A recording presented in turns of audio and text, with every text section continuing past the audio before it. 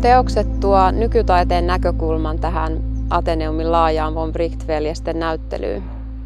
Ne keskustelee tieteellisen tutkimuksen ja tieteellisen kuvittamisen perinteiden kanssa ja hakee sellaista tasapainoa niin kuin esteettisyyden ja objektiivisuuden välillä. Tähän näyttelyyn tulee esille 2 isokokoista maisemaa ja sitten näitä lintusarjan teoksia ja 1 teos, joka kuvaa ritariperhosia.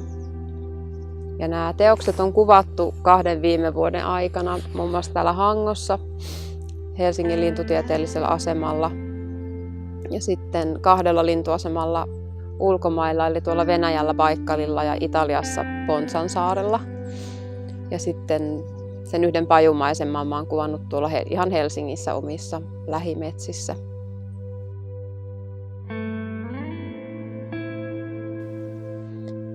Minulle ulkona luonnossa liikkuminen ja oleminen on aina ollut tärkeää ja myös sellainen inspiraation lähde.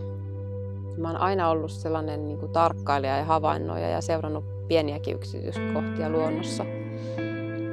Ja mä valitsen sellaisia aiheita, jotka on mulle merkityksellisiä ja jotka mä koen itselleni läheisiksi.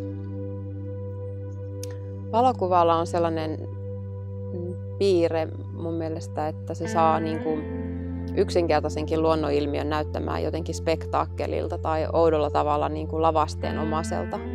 Ja se on se seikka, joka on kiinnostanut mua suhteessa näihin mun kuvaamiin maisemiin.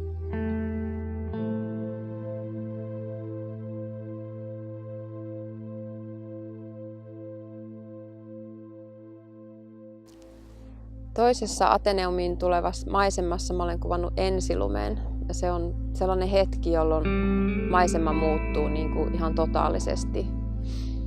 Että siinä on jotain sellaista hallitsematonta ja sekavaa.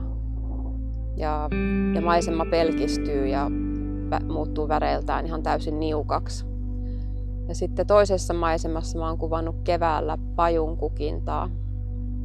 Pajuthan on kasveina sellaisia tosi arkisia ja ehkä ne on puina vähän väheksyttyjäkin. Mutta toisaalta tämä kukinta on niinku ihan mielettömän hieno ja herkkä. Niinku tarkalleen ottaen se pajun kissa tai pajun kukintahan on sellainen niinku vaalea hohtava silkkikarvainen pallo, johon sitten puhkee satojen pienten keltaisten kukkien muodostama kukinto.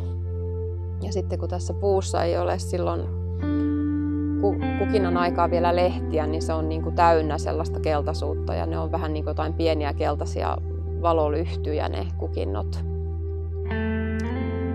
Maiseman kuvaamisessa tärkeää on just se oikea-aikaisuus ja löytäminen.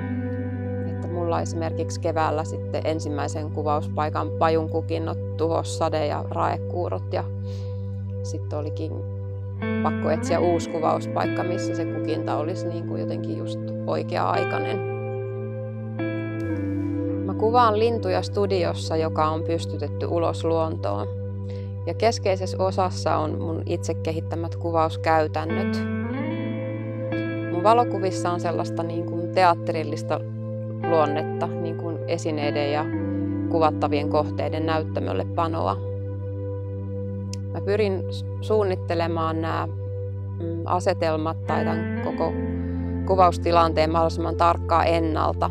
Esimerkiksi ne oksat, missä linnut istuu tai levähtää ja sitten toisaalta tämän valaistuksen. Että se kuvaushetki voi olla sellainen mahdollisimman rauhallinen ja sitten kuvatessa mä voin vaan niin kuin reagoida siihen, mitä se lintu tekee ja miten se lentää ja liikkuu. Eläimen katse on kuvassa tärkeä. Kuvaustilanteessa on paljon sellaista ristikkäistä havainnointia, että mä katson lintua ja lintu katsoo mua. Ja se on mun mielestä monissa kuvissa säilynyt. Esimerkiksi tilheä kuvatessa tuntuu, että se tosiaan teki mun kanssa yhteistyötä. Ja siinä valmiissa kuvassakin jotenkin näkyy se arvokkuus ja sellainen keskittyneisyys. Toisaalta on ihan mahdoton tietää, että mitä se lintu ajatteli tai mikä joku ehkä mahdollisesti ulkoinenkin seikka, joka lumosi sen paikalleen siinä kuvaustilanteessa. Ja sitä mä oon usein pohtinutkin, että miten se lintu on niin kuin ehkä samanaikaisesti jotenkin läsnä ja sitten kuitenkin toisaalta ihan tavoittamaton. Ja näissä lintusarjan kuvissa on muutenkin sellaista ristivetoa, että ne on just toisaalta tosi dokumentaarisia ja tarkkoja ja teräviä, mutta sitten myös niin kuin jotenkin outoja ja sellaisia jopa unenomaisia.